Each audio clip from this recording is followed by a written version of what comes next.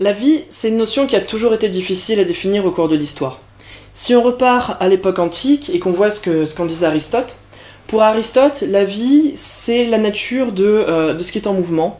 La vie provoque le mouvement, est à l'origine du mouvement. Et pour expliquer ce mouvement, du coup, qu'il observe évidemment pas dans les cailloux, dans les matières inertes, en fait, Aristote va exprimer l'idée que il y a des âmes qui vont imprégner la matière, comme l'eau imprègne une éponge, pour lui conférer, en fait, une certaine capacité de mouvement. Et il discerne plusieurs mouvements. Alors il discerne le mouvement végétatif, qui est simplement la croissance de la substance vivante, l'assimilation des nutriments, de la nourriture, etc., la respiration, tous ces mouvements-là qui participent à la croissance de l'individu, et puis évidemment plus tard à son dépéril. L'âme motrice, qui est présente par exemple chez les animaux, mais pas chez les végétaux, et qui leur permet de bouger, de se déplacer. Et puis l'âme perceptive, qu'on retrouve aussi, qui permet donc simplement les perceptions, comme la vue, l'odorat, le toucher, et qui complète encore la substance vivante de nouvelles capacités. Et tout ça, pour lui, crée les corps naturels organisés, c'est comme ça qu'il l'appelle. Et donc effectivement, on a bien cette idée qu'on a de la matière qui est inerte à la base, qui est imprégnée par des âmes, anima en latin, qui donne le mot animation, et qui vont conférer à cette matière son caractère dynamique. Un petit peu plus tard, la science commence à battre son plein, on subtrait de plus en plus d'explications de phénomènes à Dieu pour les ranger dans la catégorie scientifique et l'expliquer avec simplement un paradigme plus physique. Et c'est ce qui va pousser Descartes à formuler ce qu'il appelle le mécanisme. Et le mécanisme, alors lui, il s'en sert que pour expliquer les animaux. Et en gros, pour Descartes, le mécanisme, c'est simplement la notion que les animaux sont des mécanismes extrêmement sophistiqués, extrêmement compliqués, des mécanismes biologiques, et il va jusqu'à faire la comparaison avec des horloges, et il va inventer le terme d'animal-machine. Donc pour Descartes, on a vraiment cette idée, ici on n'a plus d'âme, on n'a plus tout ça, on a simplement la notion qu'il y a de la matière qui s'organise chez les animaux pour créer des mécanismes hyper complexes. On arrive aujourd'hui et on peut se proposer une légère expérience de la pensée. On voit de plus en plus d'actes chirurgicaux, on voit de plus en plus de débats sur le cœur, le poumon, etc., artificiels, et des remplacements d'organes, etc. Et on peut se proposer une expérience de la pensée qui va être toute simple, c'est que je tombe malade et on doit m'enlever un poumon et me le remplacer par un respirateur. Certes, je suis toujours un être vivant. Je tombe encore malade, mon état s'aggrave, et on me remplace mon deuxième poumon par un respirateur artificiel.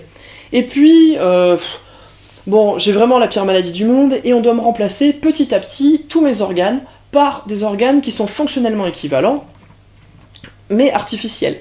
Et là, on est tout à fait en droit de se poser la question, à quel moment est-ce que je vais cesser d'être vivant ? À quel moment je vais passer de l'état d'être vivant, comme d'être vivant biologique, à l'état d'une sorte de machine qu'on qualifierait d'inerte. Et cette expérience de la pensée, qui est rien d'autre que le paradoxe du tas, montre qu'il y a une frontière qui a une limite à la définition du vivant. Et que la frontière entre la matière inerte et la matière vivante, elle est très complexe. Elle est tellement complexe qu'on a du mal à définir, par exemple, certaines espèces marines, comme le corail ou les virus, ou les bactéries, qui ont vraiment des états qui sont très difficiles à qualifier en tant que vivants ou inertes, etc.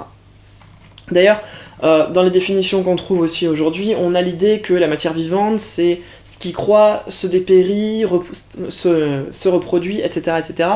Mais si on prend par exemple le cas de la méduse Turritopsis nutricula, c'est une méduse qui est capable de vieillir, puis de rajeunir, puis de revieillir, puis de rajeunir, et ce indéfiniment. Alors ça nous emmerdait bien quand la NASA a voulu commencer à chercher de la vie sur des autres planètes, puisque du coup, comme on a un peu une définition circulaire de la chose, c'est-à-dire que pour définir la vie, on observe le vivant sur notre planète et on fait des définitions comme ça, à partir de notre observation, sauf que du coup on définit la vie à partir du vivant qu'on observe, et donc c'est une définition qui se mord la queue.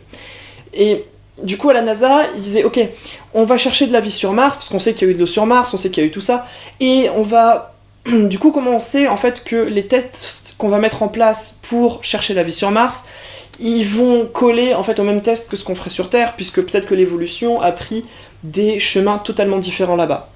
Et ils se sont quand même pas mal posé la question, et puis il y a un certain James Lovelock qui a commencé à vraiment à réduire et à extraire des caractéristiques de la vie, etc., jusqu'à tomber sur une définition qui moi m'a l'air très très pertinente.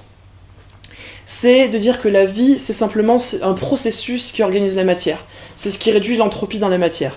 On peut le voir, hein, simplement, si on regarde ce que vous faites, vous, en tant qu'être vivant, c'est que vous accumulez de la nourriture, cette nourriture, vous la structurez dans votre corps, sous forme de divers processus biologiques que je maîtrise pas du tout, mais vous la maîtrisez, vous créez un être organisé, c'est-à-dire vous-même, pour vous sustenter. Et puis, vous séparez cette nourriture en nutriments que vous absorbez, et puis en déchets que vous rejetez de diverses façons.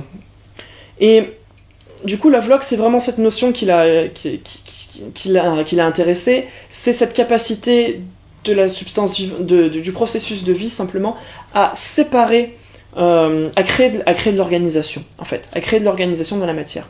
Et on peut se poser, du coup, on peut aller un petit peu plus loin dans ce raisonnement, et on peut remarquer que du coup, la vie, c'est pas une nature de choses, mais en fait, c'est un processus.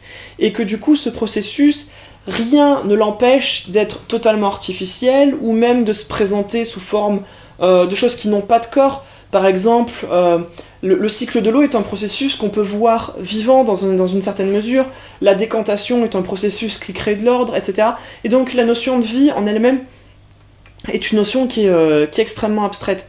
Alors peut-être que dans un futur relativement proche, quand on aura des machines qui vont être relativement évoluées, qu'on va commencer à imprimer, comme on le fait déjà, des matériaux biologiques qui sont donc de la matière à peu près inerte, il va peut-être falloir penser à redéfinir la matière, le sens du vivant, peut-être pas en termes scientifiques, mais moins en termes légaux, pour essayer de pousser la réflexion un petit peu plus loin.